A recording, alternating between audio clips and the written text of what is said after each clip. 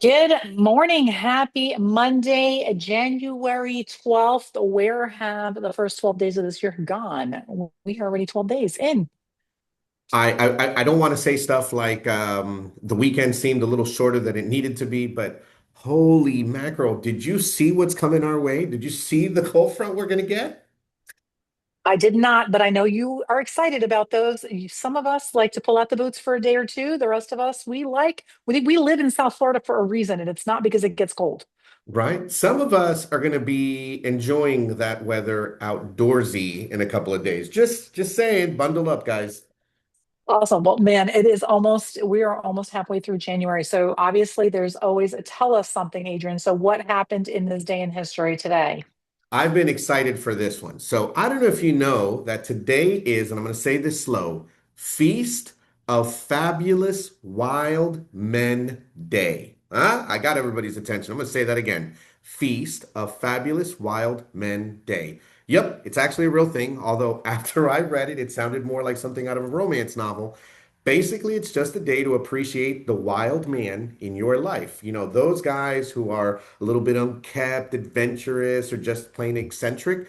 Believe it or not, this holiday's been floating around for like early 2000s. Think Paul Bunyan meets 1970s rock star. I know what you guys are asking. All right, Adrian, how do you celebrate such an amazing holiday? Compliment a friend's chaotic beard, encourage someone to go for a hike or a walk without a map, or for you social media fans looking for some content, post a shout out to a friend or a partner that fits the wild and fabulous description. All right, that's my day this day in history. All right, Adrian. So that was not something I expected coming from you. Not sure where you plucked that one. So we'll just keep going. You ever see those weird soaps that they have in the men's section? I don't know. I don't even Yes, know what it's called. That's all Squatch. the image that I got. Yeah, that's the one. That's the image I have in my head. So I'm just saying. Yep, All right. Let's jump perfect. in here and let's talk about what is actually happening in real estate. We are going to breeze through these because we just covered the stats, but of course, we always like to look what happened in the prior week. So, as expected, right, the Mhm. things started to shift back. We are now in January, we're outside of the holidays. And what I really noticed here over in Dade County single family homes, the first thing that jumped out is the number of price decreases. Mhm. So the sellers who did not get their properties under contract, last year have repositioned them, and so we had just about as many price decreases as we did new properties on the market. Now, here's what I will tell you: pending sales started to come back, as did active with contract. Right, so sort of doubled from the prior week, if you will, which makes sense. We're back to a normal track. Correct. The good news is that as I've been speaking to our agents, what we're seeing it come back earlier than normal. Quite often, we don't see that activity start to show up until middle of January. And what several of our agents have said is that they got showings of property under contract in the last week. And that's unusual. It's a good thing. There's there's a part of me that wants to celebrate that. That's awesome. And I guess is there any cautionary tale there, or is there, hey, they did this, which is why that showed up that way?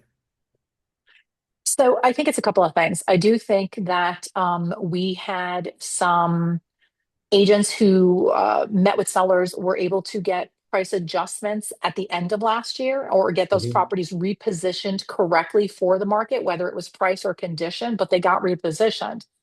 The challenge lies in that they didn't get repositioned until probably, November, at which point the market started to soften with the holidays showing up. Okay, And I think now we're seeing the buyers who paused, we're starting to see them come off the fence. And if the property was properly positioned, I think we'll see activity. perfect. Okay, makes sense. Awesome. All right. So that was our first one over in Dade County single family homes. Let's jump over to Broward. And the story was very similar. We had actually more properties with a price decrease than we had new on market. Mhm. So, not unusual for January, right? We see this people repositioning, new year, new everything. So, again, same thing with the property. Good news is pending sales were up, active with contract also up. And so, those are the things we look at to see what's kind of coming at us. Perfect. Makes sense. One of our favorites. Yeah. So, 620. with an adjustment on price. Hmm. But 701 new ones. But here's the truth. If we take a look at the prior week. Now this is interesting. Go Yeah, look at the prior week. 839 expired. So of the 701 new to market, how many of those were a repeat from, a correct. recycled property? Yep. And then just having them adjust them. So just FYI, pay attention here. This is important to really see what's happening in the condo markets. While we're on this, I want to kind of just share an interesting thing we saw came up on my YouTube this weekend. And it was a video that appears to be a very credible video from one of the sharks, right? From the show, not the movie Yep. Sharks, Shark Tank. from Shark Tank. And so one of the sharks doing it looks like a very credible video, and it's all about the housing market and how not to buy property in Florida. Here's what I want to warn you all. That is AI. That is a 100% AI video. I watched it just long enough for about 12 to 15 minutes to see if you pay attention, you can see the mannerisms repeat themselves. Okay. The AI sort of loops it, if you will, and that the blinking is a pattern. There's a pattern Hmm. in the blinking, there's a pattern in the movement, and pay attention. The challenge is that a consumer sees that, they think it's real because unless you've watched enough of these, you don't really know. It's Kevin O'Leary, so it looks like it could be him, right? But not good. Anyhow, a lot of negativity about the real estate market. So, guys, just always cautionary tale: be careful of what you see. It's not all real anymore. It's kind of scary, Yeah. right? It's cool, but it's scary. So, used for bad purposes, not good. So, I just want to give you guys a heads up because that was out there, and there was a lot of do not buy real estate, do not buy Florida real estate, which it was a lie. Okay. And here we are over back in Broward and our condo and townhouse story. Very, very similar. It's almost like they took every last expired property that failed to sell last year, put it back on the market minus 50. Exactly, Correct. to the Yep. nose. And then multiple price decreases. So again, it's all about pricing. In this segment of the market, you have got to be priced, and pricing is not even just, we used to say it's an art, then it's a science. It's actually none of the above. At this point, it is what is the buyer willing to pay? And we've got to look at all of the competition. So look at the historical data, but you've got to be looking at what other properties is the buyer looking at. And that's how we got a price on this. And again, sellers who are not motivated because they don't have to sell, take it off the market. It's not the time. We need sellers who have to sell. Otherwise, we're cluttering the markets. Anything you wanted to add on that, Adrian? Nope. I'm actually really excited for what some of the stuff we're going to talk about. Like, you asked, so I'm just going to say it this way. I want to preface some of the stuff that our agents are going to hear today, and that it's not just about, hey, here's what's happening or here's what's hot. It's more designed to about giving our agents the dialogue and the data to handle what their clients are going to talk about. Our goal is to make sure that when you guys have a customer that brings up a trendy issue or a scary headline, kind of like what Natascha just mentioned, you don't just have an answer, you have expertise to actually lead the conversation. And that's it. I just wanted to preface it that way. Yeah, 100%. I mean, this is why we do this. We do this so that we really arm you with the information to have the conversations. So let's go into sort of the hot topics that happened over the last few days. First one is this, the administration's current proposal. This came out sometime last week. It was sort of the 24-hour, I don't even think a news cycle lasts 24 hours anymore. I was going to say the 24-hour headline, but they seem to only last about 12 hours now. We get so much news. And this was literally the limiting the corporate buyers to purchase housing. And so, if you're not familiar with what this means, effectively is that there are several large institutional buyers that back in the last housing correction, the housing Hmm. bust, uh, for the first time ever, collectively got together, raised capital, and as a corporate entity, purchased lots and lots and lots of real estate across the United States. They had a buy box, they had a definitive area of what they wanted to purchase. And up until then, we had never seen these sort of large corporations come in, especially these Wall Street hedge funds come in and purchase housing. Until that point, you had smaller, individual owners, you had small We groups. buy blank homes. You've seen them. Yep. Correct. There were companies that dedicated themselves to this, and they might have had a portfolio of a few thousand homes in a geographic area. And Hmm. there were franchise companies like the one we buy, right? That went out there and that was their whole business model. Then this happens, the credit crisis happens, the Hmm. housing market is in the tanks, and Wall Street decides they're going to step in and purchase and basically take single family housing and create sort of those community associations that already exist in the Hmm. rental markets, right? The pre-done rentals. And so now there's a lot of conversation coming saying, has that been what's caused this unaffordability in housing? Has it been the corporate buyer that's driven up the price of housing so high that now the everyday person cannot get into housing? Hmm. And so there's a debate on two sides. And I know our agents have been asking, like, what do you think is going to happen? Where do you stand on this? Why, is this a good thing? And some people believe immediately it's a good thing. And so I think, Adrian, I would love to kind of go back and forth a little bit because I'd love your Okay, perspective. And then I'm going to share my perspective on this whole cool. thing.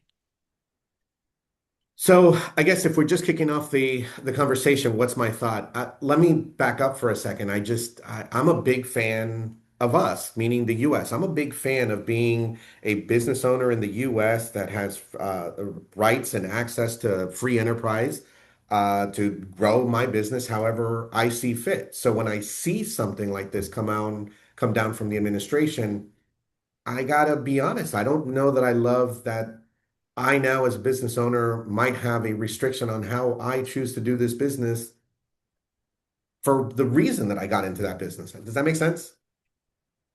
It does. And again, I am the same. I do believe in the free markets. I think the free market dictates. I think you get the best result when you have a free market. And I see both sides of this coin. So let me explain. Okay. If back so when these entities first stepped in to purchase, it was seen as a relief because the housing market and prices were just on a downfall. And what was happening was you had so many foreclosed properties that the banks just they didn't know what to do with it all, right? There was just so many people that were walking away because they made a business decision. It wasn't, necessarily an individual who was being foreclosed on, but they were business decisions. People had five houses and they were like, yeah, well, they're not worth what I paid for them, so the bank can have them. And these companies stepped in at that time and kind of gave us, besides the federal government who stepped in and gave a tax benefit to first Right. time home buyers, right? We got that tax incentive. This was sort of the second lever they pulled to stabilize housing. And I think it did what it needed to do. It absolutely stabilized the housing market because where we were flooded with inventory, we were no longer flooded with inventory because they pulled that inventory out. Fast forward now 10, 12 years, right? When that originally took place, the intent was from the Wall Street perspective, right? To purchase, and there was an exit strategy. After X number of years, they would exit. Nobody expected that to have returned such incredible generated profits for Wall Street, right? And at the same time, what it did was it stabilized the market, but now it limited inventory. And so in 11, 12, 13, and 14, when we needed them to step in, it was Okay. very beneficial. Fast forward, the normal life cycle of a home that trades every 7 to 10 years, when those properties weren't traded 7 years later, it made housing unaffordable in some areas because of the scarcity of inventory, because that inventory had been taken down by a corporate buyer and it's been held by them, if that makes sense. Yeah. So let me ask this question. So if I'm going along this, great. So is there risk that they can control an entire pricing category in an entire neighborhood, an entire subdivision, city, that kind of thing? Is that kind of There, the risk? there are already, rumors out there. I don't know how much of it is actually accurate. They've stepped in and Sure. they bought out swaths of land and communities that were scheduled to be resale communities, bought them out and they made them, converted them to rental communities. And there is a risk there that we create a rental society as opposed to I believe in home ownership. I mean, I've obviously been in this industry 25, 26 years, right? I'm a huge proponent of real estate builds wealth. It builds wealth for the next generation. It gives you stability in homes. It creates solid communities and neighborhoods because people stay and they care for their homes and their property. Not that a Right. renter doesn't, but it's Yeah, just been there's a difference. proven. Got It's it. been proven. So again, this is a big catch 22 because my thought is, okay, fantastic. How do they do this? They now say you can no longer buy. Well, does that mean they're going to flood the markets with the inventory? That becomes a self-fulfilling prophecy. You make housing less expensive for the next generation, but you mess up the generations that are currently in the housing that have benefited from the price increases and the paper wealth that's been Sure. created in the equity, right? So those who have equity are now not happy because that equity is getting eaten up if the prices come down. But the next generation who wants to step into housing, now you gave them something that was more affordable. So there's that side. The Okay. second thing is, where do you stop? Where does this stop? Right? The That line, where's that sand? Yeah. Yeah, I hear it. it's a slippery slope. And then the other thing is like, how do you do it? Do you say, okay? So my thought was like, well, if it is done, is it done on a state, city, zip code basis where you limit the total number of corporate owned properties in an area by zip code or by city or by community? Or again, I don't know that you can put a big paintbrush to this and go, okay, you Yeah. can't do it anymore. So I'm just giving you all I wanted you all to hear the perspective because I've been getting the question. Nat, can you comment on this? That's my perspective. Got it. Yeah. And I know we need to find a way to make housing more affordable for people.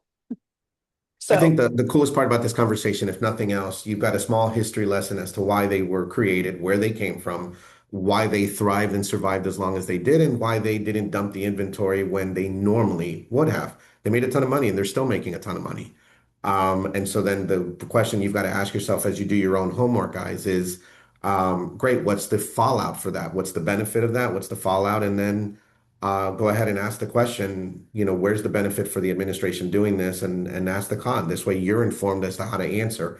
And my favorite thing to talk about, you formulate your own opinion. right.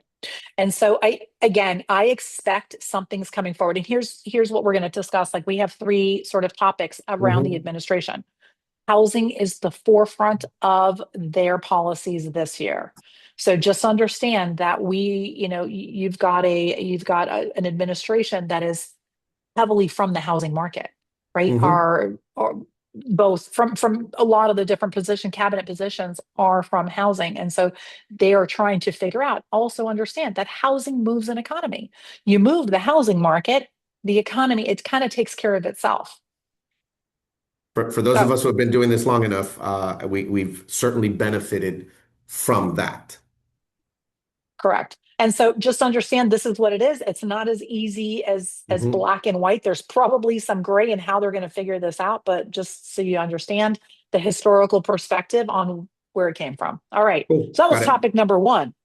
Let's go to let's jump over. That was just the headline around that. And by the way, you'll see lots of these headlines, but as Hmm. usual, we want to arm you with the information so that you can have the conversation with your consumer as well as put it out there on social media. Be willing to have this conversation and educate your consumers. All right, let's go to topic number two. And topic number two is getting mortgage rates down. Like, how does the administration get the mortgage rates down? Well, we know that they don't control the Federal Reserve, Hmm. although they think they're definitely pushing, right? And the Fed will hold on to its own, it's got its own course that it's charting. So the second option now they've looked at it and said, okay, well, let's figure out what we can do. And so what it says is get mortgage rates down by utilizing the GSEs to buy MBS. And I know you're all going, what is she talking about? So I had to look it up. Government sponsored entities. Yeah, the GSEs are the government sponsored entities. So that's Mhm. Fannie Mae, Freddie Mac, and there's a couple of others, but those are the two you're mostly familiar with. Right. Um, and Ginnie Mae, but let's just go with Fannie and Freddie. And then to Mhm. buy MBS, mortgage-backed securities. And so the last week, this was at the end of the week, basically, the administration came out and said, hey, we're going to utilize Fannie and Freddie because they have a lot of money. If you didn't realize, the government took them under conservatorship during the credit crisis in 2008. Fannie and Freddie were not financially stable at that time, and so the government took them under conservatorship. And they have been operating under this conservatorship since 2008. And Okay. the third thing I'll cover is the rollout on this. So now they're going, okay, well, these two entities have a significant um, bank financial portfolio that they're sitting on. So why not use that money to go buy the mortgage-backed securities because there's no appetite in the investment world right now to go buy them. Use Fannie and Freddie to buy them, which would bring the rates down. And so this proposal I do see as something that may get pushed forward. How much of it happens, I'm not sure, but I do Right. think this could be the thing that starts to help us get those rates back down. And if you saw what happened on Friday, if you were paying attention, we saw rates dipping back in under 6 on Friday. Five, whatever the number was, all weekend I saw them, being poked and advertised all over the place about where the rates were. But for the first time in a few years, we saw the rates dip under 6. And that's a good Can thing. I We need can I that. play devil's advocate for just a second? Go I'm ahead. Fannie, I'm Freddie. I hear the proposal. Um, why don't I want to go down that road? If I'm Fannie and Freddie, what's my Fe- apprehension to doing this? It just sounds Fear like I of can what? make more money. What's the risk? The risk of buying mortgage-backed securities and the default rates going through the roof again, and then left holding the bag, owing. It's just like any other investment. You owe more than what it's worth, and now you're upside down. And so therein lies the risk. You've got this guaranteed cash, let's call it, in the bank that you're Yep, sitting on. You're taking that money and you're deploying it into an investment, sure. which should actually bring you more income because now you're creating more mortgages, which will create more income. But if you buy a tranche of it that Yep. is at risk potentially of default, then you put yourself in a position where you were back in '08. Sounds like those regulatory committees that grade those tranches would be next on the scrutinizing list. Just throwing that out there.